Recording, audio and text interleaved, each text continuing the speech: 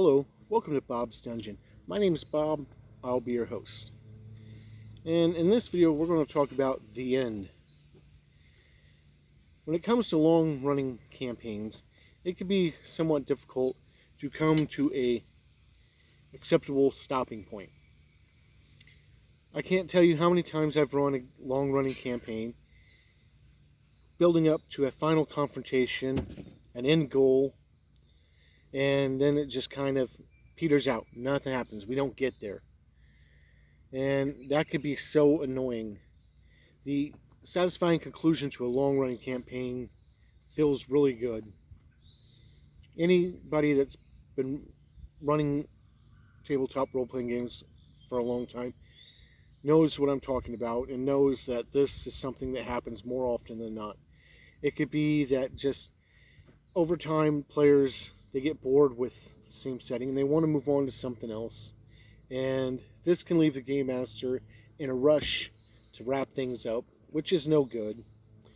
Or it could just cause them to stop playing and force the game master to move on to something else without an end coming in sight. And that happens more often than I'd like to believe it's possible. But it's something that plagues game masters that have run for a long time. And the book that we're going to look at in this video talks about that. And the name of it, appropriately enough, describes how a lot of people feel right now about current Dungeons & Dragons. We're going to talk about the Apocalypse Stone for Advanced Dungeons & Dragons 2nd edition. This book has 96 pages and a copyright of 2000. It was published by Wizards of the Coast, and all of the artwork in this book is in black and white. It does a good job with maintaining that old school feel that you get from a 2nd edition book. So let's go ahead and look at that artwork. All of the artwork in this book is in black and white. And it's pretty decent too, with that old school feel to it, while setting a proper tone and mood for this game. To use this book, what you're going to need is, of course, a copy of this book and a copy of the 3 core rule books for Advanced Dungeons & Dragons 2nd edition. The Player's Handbook, the Dungeon Master's Guide, which mine has seen better days, and the Monster Manual.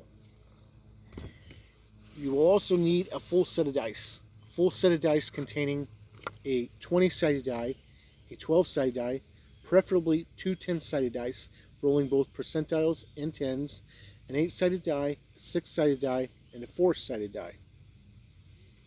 This book gives you an adventure to wrap up an ongoing campaign, and it's not set in any campaign setting that was published at the time, but they do give you some examples when you need to place things in a location.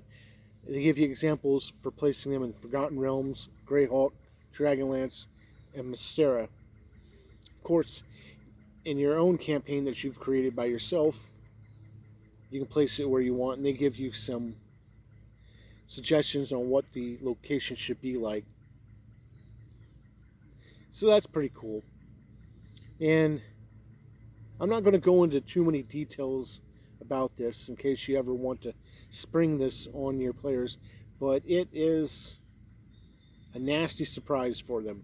It actually says that you should lie to your players when you start running this. And it also addresses, if you want to be open with them, how you should go about it.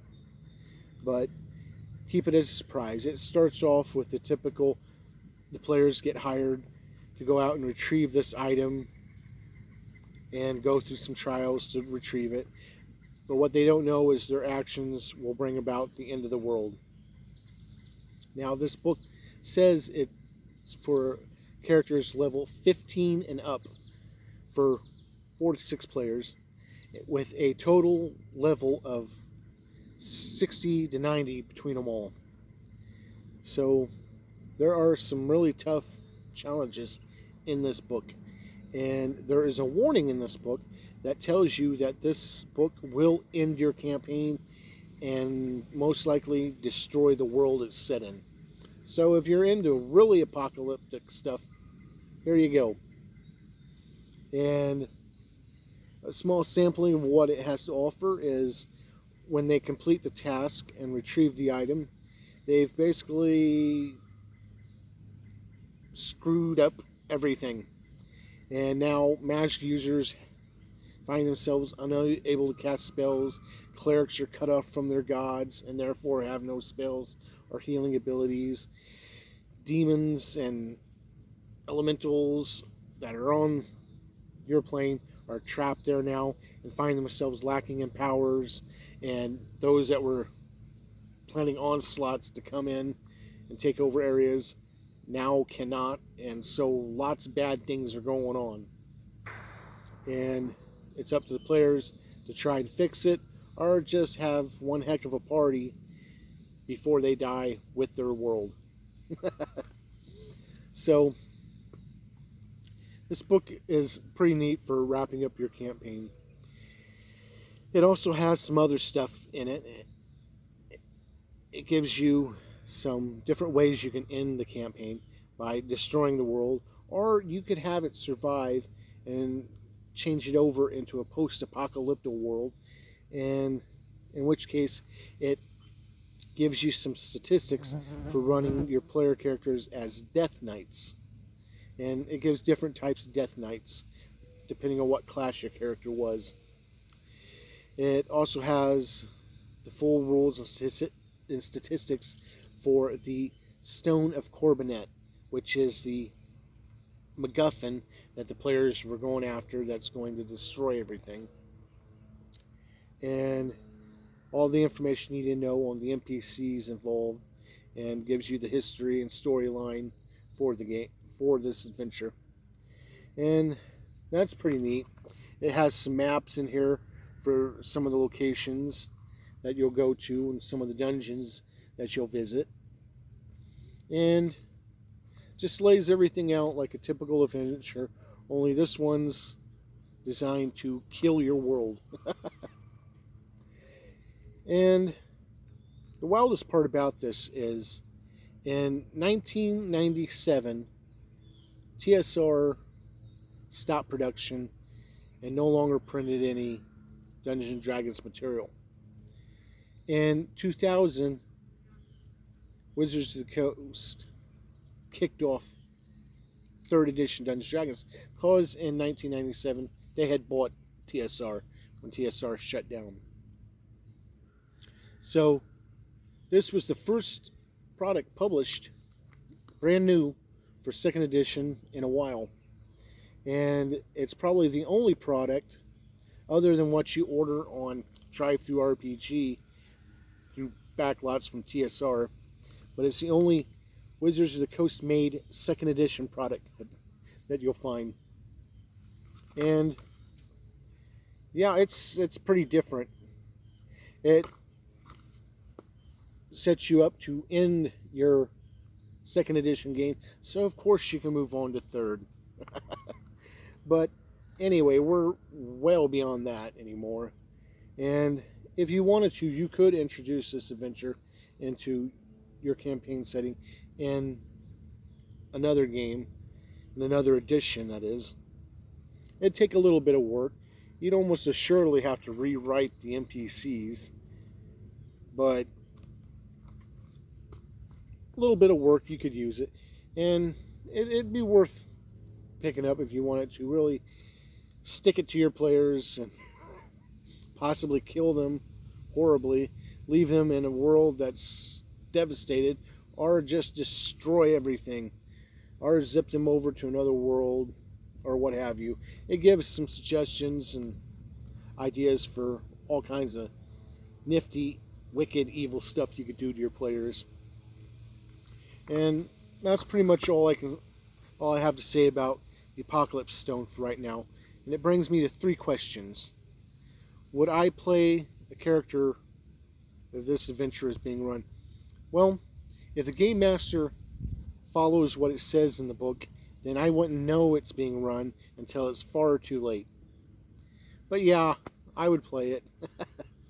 Would I run this adventure? And I might. I was never really big on the old adventures, the way they're set up. But I might give it a shot sometime if I ever find players that want to play 2nd edition for a while.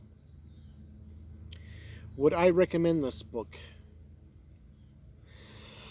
If you're still playing 2nd edition and have suddenly decided you want to end it and either start over or play it in a different edition or something, then yeah, it could be something worth checking out.